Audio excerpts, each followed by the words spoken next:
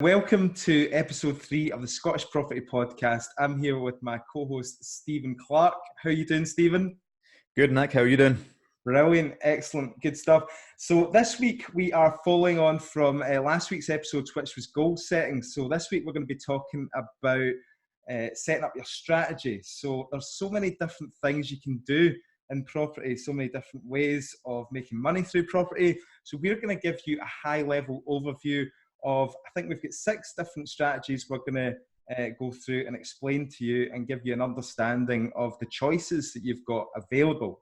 So we'll just go straight into it, Stephen. Now, it's really important to get your strategy right, but just first of all, it's crucial to have the end in mind, like we said last week as well, which will also determine your strategy. So number 1, we are buy-to-let, isn't it? Vanilla buy-to-let is a strategy that we both know and love. So give us a little bit of an overview about that. Yeah, so this is a strategy that we both do quite a lot of. We have done for a long time. So this is one we'll probably give a bit more detail on. But like you say, it's going to be a high-level overview of each of the strategies because I'm pretty sure there could be a podcast episode on each strategy individually. So buy-to-let, basically you find a property area where there's a high rental demand and you want to do your due diligence on the area, what rental income you would get versus what purchase price, etc. But it's quite important to think outside the box in this as well, because I've got a buy-to-let that's in the middle of nowhere that I thought wouldn't rent out. There's only 7 houses in the village and it rented easy. So think outside the box a bit with it. It doesn't necessarily have to be the whole what everyone else is doing and follow the crowd off. You know, it's next to a school, it's next to a hospital, even though that is the less riskier investment. So really you want to find the property type you're looking for, find the rental income you're going to get from it. And the property purchase will probably dictate, I guess, what on your investment criteria, whether if you're cash rich and time poor, you might just want to park some money and you won't care about the discount or what the price you're buying it at. Whereas if you're an investor wanting to grow a portfolio aggressively and you don't have as much capital, you might want to try and find that below market value or something you could add value to. So once to purchase a property on a buy-to-let, you're going to have to get a buy-to-let mortgage, which will require 25% deposit. That's what most lenders will loan to. They'll loan to a 75% loan to value. So once you make the purchase, you can either just make it compliant straight away, or you can carry out a renovation. So, like I said before, if you want to carry out a renovation, you want to add value to the property. But I think we discussed it before. If you add value to the property, you can also charge a bit more rental income from it and get a better quality of tenant if your property is in really good condition. So there's a pros and cons to adding a renovation. So you'll do the renovation, or you'll then make it compliant. So the compliance right now is, I always get confused with this, Nick, hardwire smoke alarms interlinked, but I think it's just went back to battery smoke alarms. Is that right? Yeah, you but can now get the long life lithium batteries, sealed units that you can install as long as they're all interlinked. So when one goes off, say in the living room, then the one on the top landing also goes off along with it. So as long as they're interlinked, they don't need to be hardwired anymore. I think that kicked in at the tail end of last year. That's a relief. So yeah, that's the compliance would be your hardwire smoke alarms, your gas safety if you've got a gas boiler, and your Legionnaires. Yeah, that's right. Also, yeah. So there's obviously it's an ever-changing compliance market. Government keep on bringing out new things, so it's important to keep on top of these things. Yeah. So it's very important to keep up with the compliance as well. But my next point, once you've got the property ready and it's compliant ready, my advice completely would be to do your due diligence on a local agent, management agent, and find a good agent, either someone that's referred to you from word of mouth, someone you know that's worked from, or you've heard of the reputation. They're going to be able to keep you in check. They're going to be able to make sure your property is compliant, and they'll get you the right direction. So, excuse me, they'll find they can provide a service like just a tenant find, or they can do full management where they'll do the tenant find, the compliance checks, vet the tenant, get them in, and manage the property month to month. Now, it depends on that strategy. and who you are and what you're looking to achieve out of it. If you're maximizing cash flow and you're got plenty of time on your hands, then yeah, maybe you could manage it yourself and have the agent find the tenant. But if you've got a business or a job elsewhere, then why do you want to bother yourself with the menial tasks of managing this property? Just put a good management agency. It's usually what in Glasgow, Nick, is it 10% as well? Usually the average is about 10% for a letting agent, yeah. So it's a number that I factor into my buy-to-lets, and I think it's a good way of doing it. You then become an investor and not a landlord in my eyes. So yeah, buy-to-let's a good one. It can be a very hands-off investment. The cash flow is not great. You could be looking at between £200 and £300 positive cash flow after you've paid off your mortgage costs, your insurance, and your management. So again, it's not life-changing amounts of money, but you can benefit from capital appreciation by holding on it long term, and you've got monthly cash flow coming in. And if you obviously add to that portfolio, then it multiplies the cash flow. But something that I like to try and, we're going to be very real on the Scottish Property Podcast, and we're going to basically make you aware of the bad points as well. So I'm sure the first bad point you'll say if someone says I buy to let, like, I don't want to deal with shitty tenants, and yes, that is an issue. But like I say, if you get in a decent area and you renovate the property to a decent standard and you employ a management agency, you've mitigated that risk of finding that shitty tenant, which again, they're few and far between. I mean, you can get great tenants as well that will be in your property long term and they'll look after it. It is their home and they'll look after it as such. So yes, there's the negatives of that. I think that's crucial, Stephen. You know, people always see the headlines, don't they? You know, it's the same with landlords. You know, if you put the public perception of landlords as your slum landlord who is the money grabbing guy who never upgrades the property, you know, because they're reading that in the papers. But, you know, and again, with tenants, you get these documentaries on Channel 4, you know, Tenants from Hell and all that. You know, it's just reality is it's a small minority that actually cause the problems. And in general, most people are decent people that will want to make it their home, that will, you know, they're not out to cause problems. It's a minority. Yeah, that's definitely right.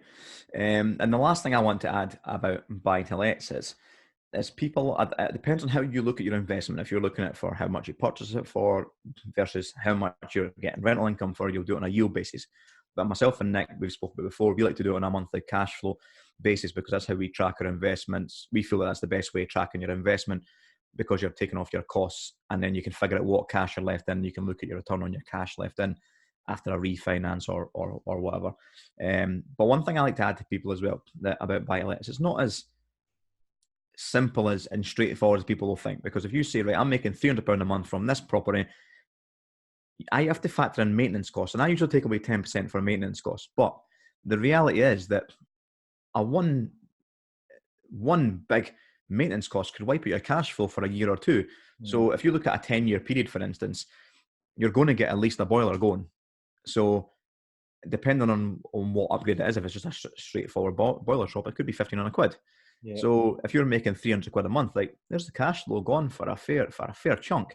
But the good thing about it is over the long term, hopefully you're getting the capital appreciation as well. Your assets going up in value. So if you need to do a full renovation every 15 to 20 years, you're hopefully over that period of time, you've increased the value by that much anyway. Yeah, that's it. Exactly. You can benefit from the cash flow and the capital appreciation over the time. But if someone becomes reliant on their portfolio cash flow off that £300 a month, you have to take into consideration you're going to have maintenance issues quite regular. So if you take a 15, 20-year period, you're going to replace pretty much everything on that property at least once. There'll be a major roof repair, there'll be a kitchen, there'll be a bathroom, there'll be a decoration as well. So I think it's worthwhile to look at as much as you were looking at objectively, and it's like one of our favourite strategies because we like the kind of the positive cash flow monthly and the capital appreciation. It's a good way of growing wealth. It's still nice to look at it from an objective point of view to say, well, you've still got all these maintenance issues that will occur throughout the whole point. So don't like think about it with rosy tinted glasses and say, oh yeah, I'm making £300 a month. That's it. Brilliant. How much would you put aside then for repairs, contingency, and maintenance and repairs? I usually put away 10% a month for it off the rental income. Yeah, good advice. It's good advice. I usually do 10% for management. When I'm doing my numbers on appraisal of a property, I always work at the monthly cash flow is what ticks the boxes if it's a goer, and it'll always be the mortgage costs. And I usually do it at a little bit of a buffer, like if the mortgage interest rates rise. So I usually do it on a 5% buffer. So if it rises considerable amount, you've still got a little bit of buffer.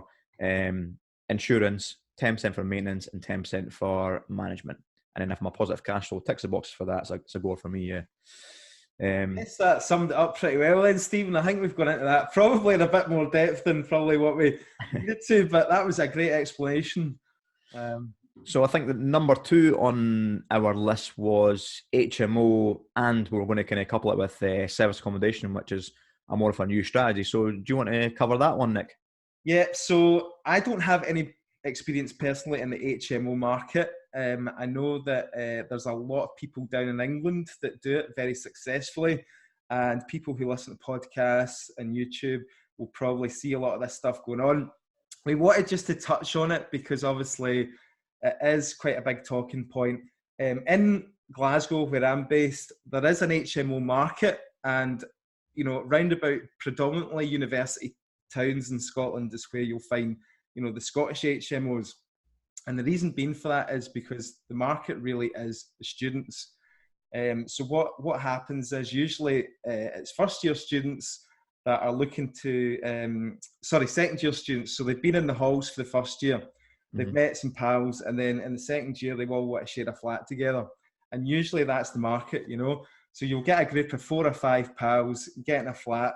I'll give you an example. The West End of Glasgow, close to Glasgow University, you can probably rent out a student HMO there for about £2,500 a month, and that would be probably 4 or 5 rooms in there.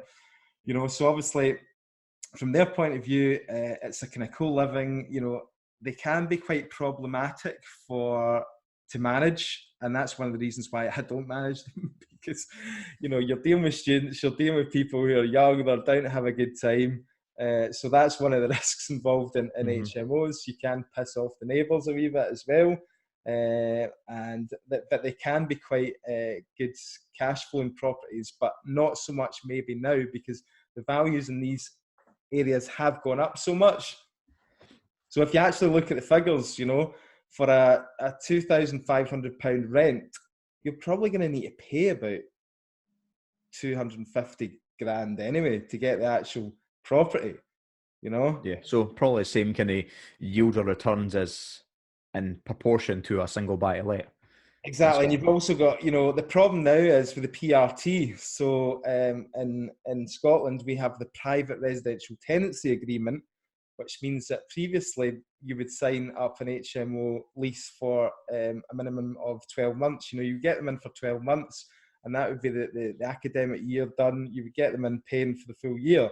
But now with a PRT lease, the tenant can actually hand in notice at any point with 28 days notice. So what the students are tending to do is, rather than taking it out from the summer to summer, previously they would probably get a place secured in June, July or something like that, and then they would have it for the year, so the property was getting cash flowing throughout the year. Now what they're doing is they're only taking it from the September and handing in the notice at the end of May, so there's probably a 3-month void there. One of my joint venture partners has got an HMO in Edinburgh. Yeah. And it's a decent investment in the grass market Edinburgh. And he likes it when the PRT came in, as you can imagine, because when the students move out, I think he actually wants them out in the May or the June or whenever the school term, or the university term ends, and he rents it out through a service accommodation, obviously for the Edinburgh Fringe as well. For the 3 months in the summer period, he makes a fortune. Great nightly rate, 4-bed flat in the centre of Edinburgh. It's a cracking. Well, that's a good way of managing that void period, then, isn't it? So that's maximising the use, definitely. But yeah, so basically the HMO, house of multiple occupancy, you've got to be aware that there's a lot more compliance issues as well. So, you need things like fire doors. There needs to be a certain number of sockets in each room. There needs to be a certain amount of worktop space in the kitchen. All these things are extra costs. Plus, you need to have a license from the local authority. So Glasgow City Council, Edinburgh City Council, you need to apply to them to get your licence, and that costs money as well. I'm not too sure off the top of my head, but I think it's about I believe the licenses are quite tricky to get a hold of in some councils as well. I remember exactly. looking at an HMO a couple of years ago, and I think it was in Stirling, next to Stirling University, or in the Stirling City Centre. And they stopped issuing new HMO licenses in Stirling. I think they've actually done the same with St Andrews. So the only place in Fife you're able to do is obviously St Andrews, with a university town. So I think they've stopped doing them in St Andrews as well. Yeah, so it's a bit riskier. You need to carry that extra level of due diligence, phoning up your local authority, which can be difficult to get information out of them to find out whether or not it's a goer or not. Like you said, in some areas of Glasgow as well, they've actually probably stopped giving licences in areas where there's saturation, and there's so many of them. Anyway, that's the kind of HMO. We won't dwell on it too much because it's not a strategy that we both know a lot about. The SA, so what does SA stand for? So that would be serviced accommodation, serviced apartments, which that's really become a trend lately. I mean, it's become huge amongst actually just normal buy-to-let landlords as well. What you've found is, because it all started really from the Airbnb, so Airbnb kicked it all off, and what's happened is a lot of people have jumped on the bandwagon and just taken their normal 2-bedroom flats, which the rent had it previously let out for long-term buy-to-lets in the city centre, and they've basically converted them into Airbnbs, serviced apartments, call them what you want. Holiday lets, some people call them as well. It's the same sort of thing. Now, short-term lets, serviced apartments are not like a brand new thing, but traditionally they were just classed as holiday lets basically, but they've become a lot more people have become a lot more aware of them because of the likes of Airbnb and Booking.com, and it is literally so easy to do. I mean, we were talking about compliance there on the HMO. There's literally no compliance. Nobody's going to come and check out your property, for example, which is quite scary. At the moment, but do you think that'll change in the very near future? I think it will definitely change, and it's only a matter of time. The councils have got to crack down on it. So I think a lot of landlords or investors are kind of making hay while the sun shines a little bit, and just milking at the moment. Yeah, that's the way it's going, and it's got to the point now. We're talking about risks involved as well. If you do adopt this strategy of buying a property purposely to rent out for short-term lets on Airbnb or Booking.com, you've got to be aware of the risks. Obviously, it comes with higher cash flow. You can generate up to £700-800 a month profit from a 2-bedroom flat in the city centre, but it's added risk. You could get neighbours seriously pissed off, especially if you're in a block of flats and you've got owner-occupiers that paid a lot of money for their apartments, fancy apartments in the city centre, and they've got people coming and going every weekend, possibly creating quite a bit of noise because they're not respectful of the neighbours. Then people are going to complain, report you to the council. In Glasgow City Council especially, you are not actually allowed to do serviced apartments in a shared block of flats. It's not permitted. They ask you to apply for a change of use for the property, and the planning permission will not be granted on that. So if you are thinking about doing that in certain areas, again, check out the local authority planning consents for that sort of thing. And if you're in the Glasgow area where I invest, then I would recommend going down the route of getting houses rather than flats. One of the other risks that I always saw with SA was a lot of people were doing it and they weren't changing their mortgage for it. So they were basically breaching their mortgage terms by renting it on short-term lets per night or whatever. And I always felt that they would kind of make an example of the first couple of people that were caught. But if you imagine, a group of girls are coming back from a night out, they've rented an Airbnb in the city centre, and one of them stumbles down the stairs and, God forbid, dies, then that landlord's liable. You've rented your property out, and then the mortgage company's going to go, well, you've breached your mortgage terms, and either, calling the debt. There's not many lenders that do offer. There are a couple come into the market now that do. It's very high percentage, isn't it? But then again, high percentage, you're getting high cash flow. You should factor these in your costs when you're doing this strategy.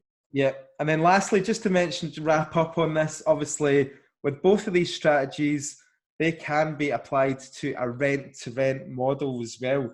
So what do we mean by that? Well, you can approach a landlord and agree a certain amount of rent to rent the property, a normal buy to let or whatever. If it was an essay, then you could say, right, there's a 2-bedroom flat here. I think I could make that work on Airbnb, and you could rent that for, say, £700 a month. You could then advertise the property on Airbnb, booking.com, and then manage all the guests coming in. You're paying out the rent and you're taking anything left over after all your expenses, cleaning, bills, council tax, and all the rest of it. So a lot of people are doing that. It's basically subletting, right? Mm-hmm. But again, that's another whole podcast as well, the whole rent to rent. So I see a lot of people making...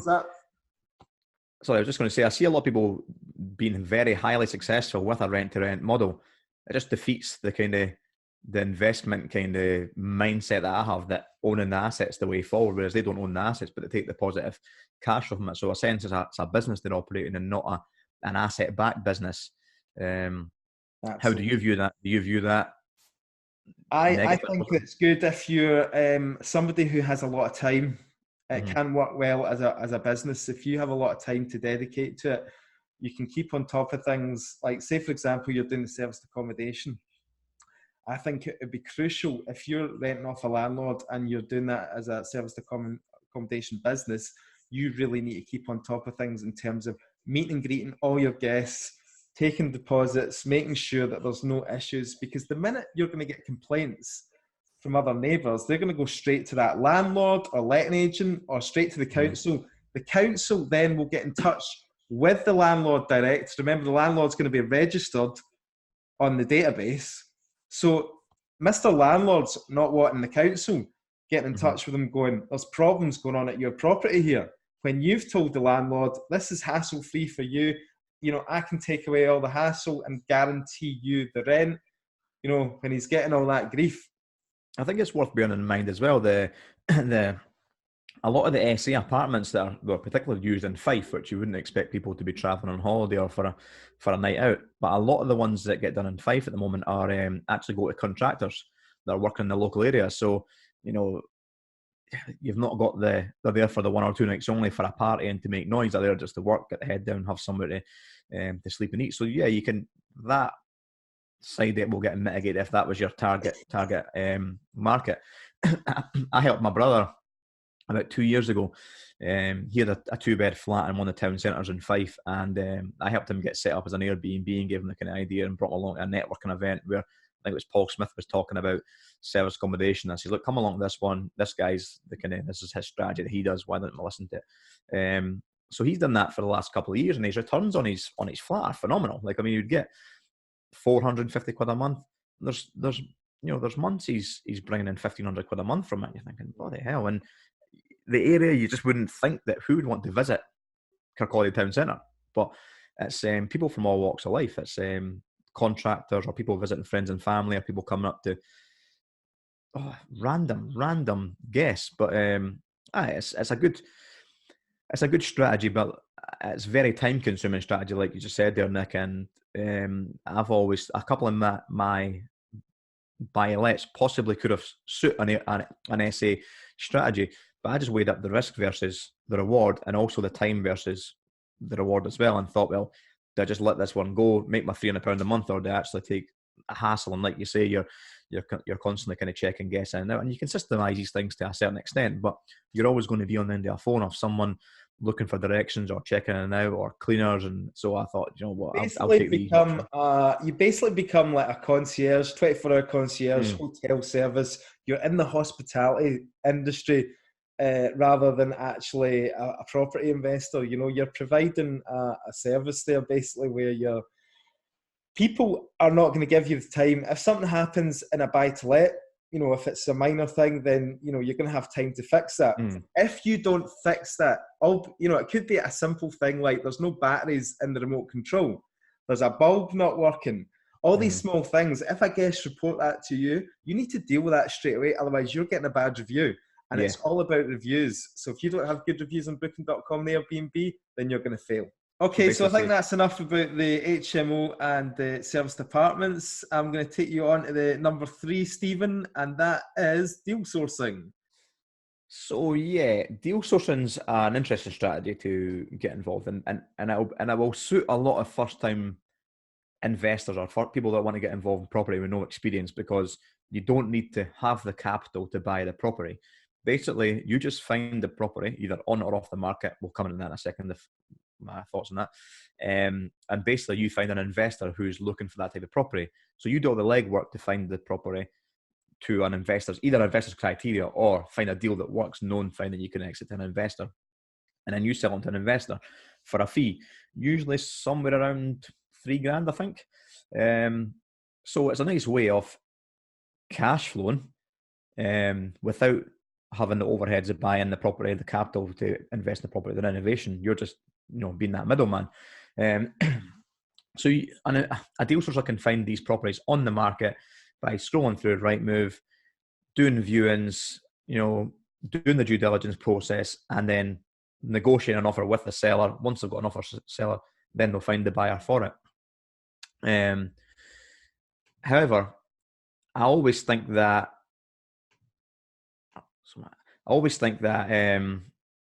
the value in deal sourcing should be done off market. If you're charging a few £1,000s for, a deal, it should be something that you've put a lot of time and effort into source off market. So you can do a lot of off market marketing campaigns like leaflet drops or bandit boards or adverts in the local paper or radio adverts. There's lots of things you can do to market to find people that are actually motivated to sell their property quickly. You can get a decent price agreed on it, and then if you find an investor, you make a few £1,000s in the middle. So it's important to say, isn't it, that people are not, an investor's not going to pay £3,000 probably for something that's just been sat on Rightmove, for a few months that have managed to negotiate a couple of grand off the home report. I think it would need to be quite a good deal, eh? Yeah, well, if it's on Rightmove, it's on the market, and then negotiated a substantial amount, 20, 30 grand, something decent, then yes. Yeah. They've spotted an opportunity, they've saw where someone's motivated, it's still on the market, they've done their work in negotiation, they've added their value, you don't mind, or I wouldn't mind paying that £3,000. But yeah, like you said, I've had a deal sourcer before, to me in the past, trying to sell me a deal for £8,000 that they actually offered on a closing date. The property was on the market in my area, and I offered on a closing date, and so did he, and he was higher. And I'm thinking, you just paid higher than I would at a closing date, but you're not buying it. You're going to sell it on for £8,000. Yeah, that's important to do your due diligence on any deal sources as well, isn't it? Because what you tend to find is a lot of the property training companies out there, this is a strategy that they really promote, because it allows people with absolutely no money to get involved in property. That's the bottom line. Yeah, and this is my problem with deal sourcers, is it's usually people that have stepped straight off a course. They've got no experience. So really, if someone brought an experienced investor a deal, I would have to go and do all my due diligence on it anyway. And I'm pretty sure I'm going to pick up on stuff they've not found or discovered, which is their numbers are not going to work out right. They don't have the knowledge and experience to spot the stuff that an experienced developer would have spotted, particularly on a refurb. So they might have come in and says, oh yeah, here's, I'm buying at X amount. I've estimated your refurb costs at 10, and you can turn around and say, well, do you know what? You've missed out that, and that. The cost is actually 16, which doesn't make it a good a deal, if you know what I mean. So yeah, if you've got an experienced developer or an investor pass you on a deal, then there's a different story. But if it's someone that's just come straight off a course doing a deal, then I'd be quite dubious about that, to be fair. I don't know how you feel about it. Here's a question, Stephen, right? When I was starting out in property investing, and I think a lot of people feel this way, you think to yourself, am I missing out on something here with all these deal sourcers that are kicking about, and you're constantly spending hours and hours and hours trawling through Rightmove, and you're sometimes struggling to come up with the deals, and you think to yourself, is there a kind of magical way of building up a relationship with a deal sourcer that will bring me all these amazing off-market deals? And I've tried to network, I've tried to reach out to so many people, and I can honestly say, out of all the years that I've been doing this, that, I've still not built up a relationship with somebody who is bringing me a constant flow of deals. There's the odd one or two that come through and you think, that might be all right, but it's tough to find a good deal sourcer. Would you agree? Yeah, 100%, because I think that you've got to have the experience and knowledge when you're sourcing a deal. If you've not done them for years or done your own developments or your own buy, you don't understand the real numbers. Yes, you've had it on on a whiteboard at a course, and you understand the theory behind it, and you understand how to negotiate the price a little bit better. Yes, I get that. But there's going to be so many things you don't know and you don't understand because you're not experienced. So yeah, I've been exactly the same. I thought you'd be able to find a deal sourcer, and I didn't find out about deal sourcing until a few years ago. So it was quite a new concept to me until recently. And it was a bit of a light bulb moment, like, oh wow. And it was still something I didn't want to get involved in. I wasn't interested in doing. I was, doing my own developments and my own flips. However, I have actually sourced, or not sourced on deals. I've passed on deals to other fellow investors and took a fee for it because I now understand the concept of deal sourcing.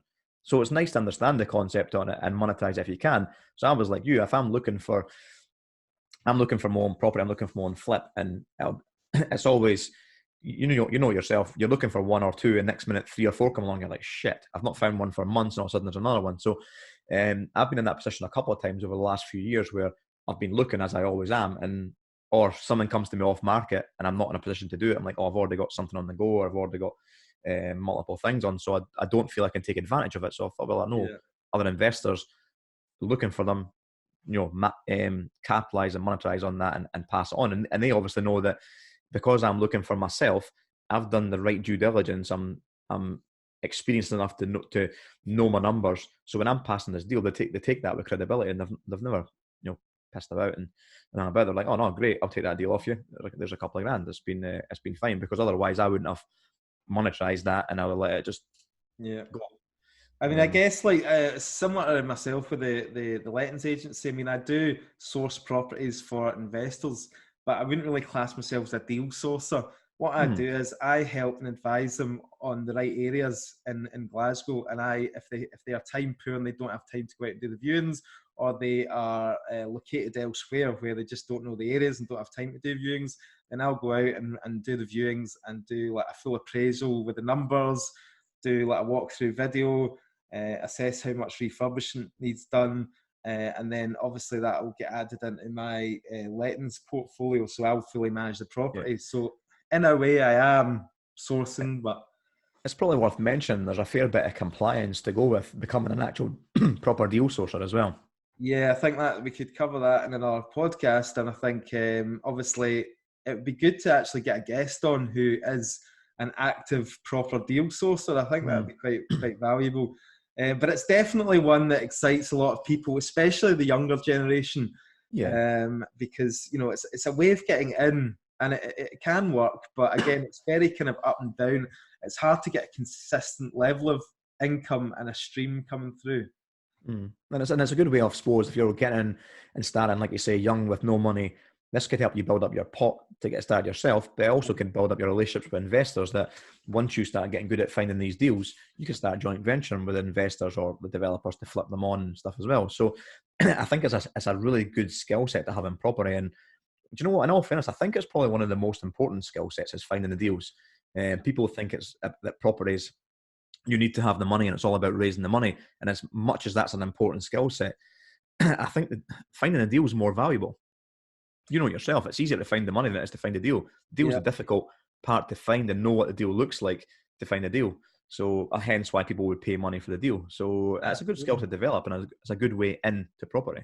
So if there's any deal sources out there that are listening to this podcast and you've got any deals, then please send them to myself and Stephen, because we'd certainly be interested. And if we're not interested, then I'm sure we could probably find somebody who is. Okay, right, Stephen, that's us gone like way past what we expected here. We were supposed to do a high level, and we're really getting quite involved in this conversation. So what I think we should do is we should split this into 2-parters. So strategy part 1 will release out on this Friday. So, and then strategy part 2 we will keep for the following week, and that will cover the last 3. So I think we should wrap up there. Yeah, great idea, Nick. And if you're liking the content we're putting out, please subscribe on iTunes and give us a review. Would be great. And if you want to join our Facebook group community, request to join the page, and we'd like some feedback on any topics you'd like to get discussed again, I suppose. On any feedback. Thanks, guys, and thanks for listening. Bye for now. Thanks a lot.